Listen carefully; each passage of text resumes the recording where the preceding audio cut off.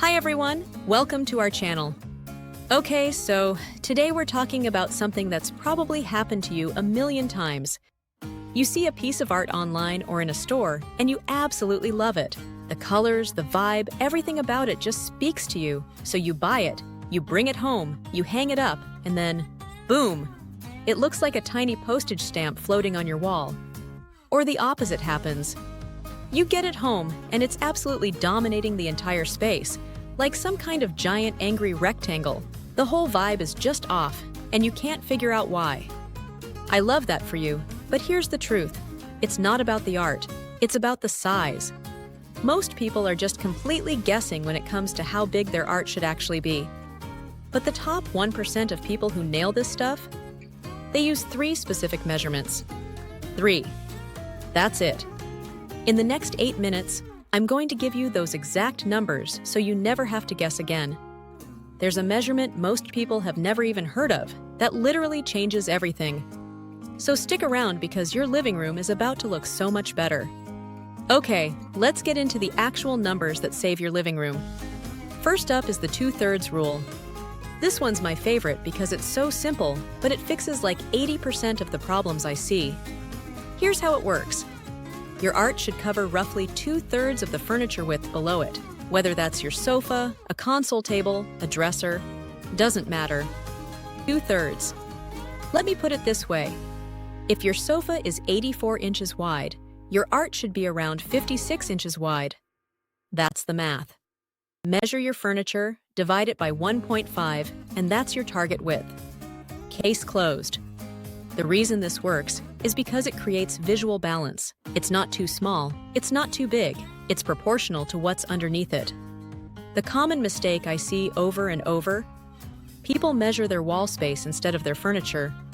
They look at this giant blank wall and think, okay, I need something big. So they buy some random 48-inch print from a big box store and hang it above their 60-inch sofa, and now the whole room looks unfinished. It doesn't matter if your furniture cost a fortune. A tiny art piece makes everything feel cheap. Don't do that. Measure your furniture first. Next measurement is the 57-inch eye level rule. And this is the museum standard.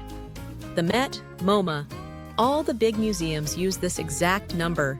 The center of your art should hang at 57 inches from the floor. That's where the human eye naturally rests when you're standing in a room. 57 inches.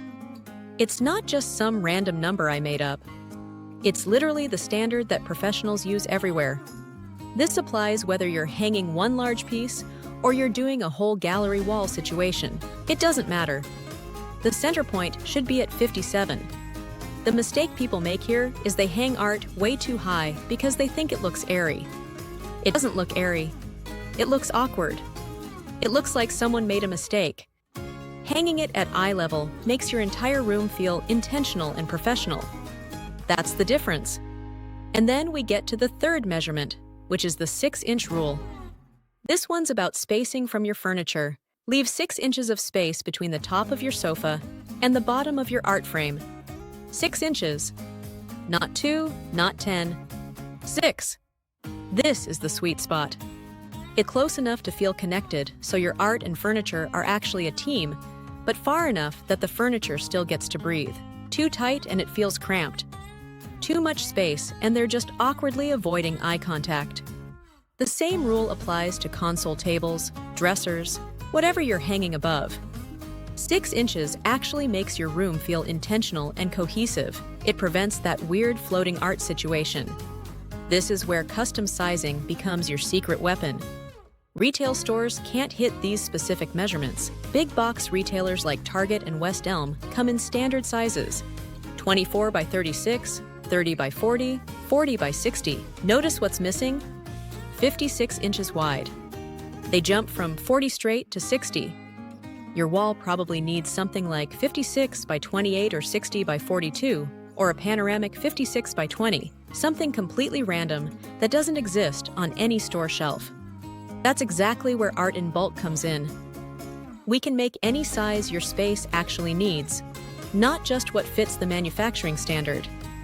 Okay, so you've got the measurements. Here's exactly how to use them without losing your mind. Grab a tape measure, that's step 1. Measure your furniture first. Find the width of whatever's below your art. Sofa, console, dresser, whatever. Write it down. Don't trust your memory. This is your anchor point for literally everything else. Step 2. Apply the 2/3 rule to that width you just measured. That's your ideal art width. Step 3. Mark the 57-inch eye level on your wall. Use a pencil and a tape measure. Mark where 57 inches sits from the floor. This is where the center of your art goes. Everything else hangs from this point. Write it down, circle it, whatever you need to do. Step 4. Account for that 6-inch gap. Measure 6 inches up from your furniture. That's where the bottom of your frame starts. Work backward from there to figure out where the top of your frame lands. Let me walk you through a real scenario. You've got a 90-inch sofa. Using the 2/3 rule, 90 divided by 1.5 equals 60 inches wide. Your art should be 60 inches wide. The center hangs at 57 inches from the floor. The bottom of the frame sits 6 inches above the sofa back. You measure, you mark, you hang. Perfect proportion every single time. No guessing. I think this looks right.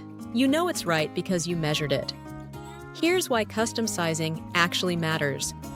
Retail art comes in standard sizes: 24 by 36, 30 by 40, 40 by 60. That's it. Your wall probably needs 28 by 42 or 56 by 28 or some completely random dimension that doesn't exist anywhere. Hand-painted oil reproductions in any dimension means zero compromise. You get exactly what your space needs. Not close, not good enough. Exact. That's the formula. 3 measurements. 2/3 of your furniture width. 57 inches for eye level. 6 inches for spacing. Use these 3 rules and your living room goes from guessing to intentional. The implementation challenge is simple. Measure your furniture this week and calculate what your ideal art size actually is. Once you do, that's where we come in. Custom oil paintings in any dimension you need. Links in the description. See you in the next video.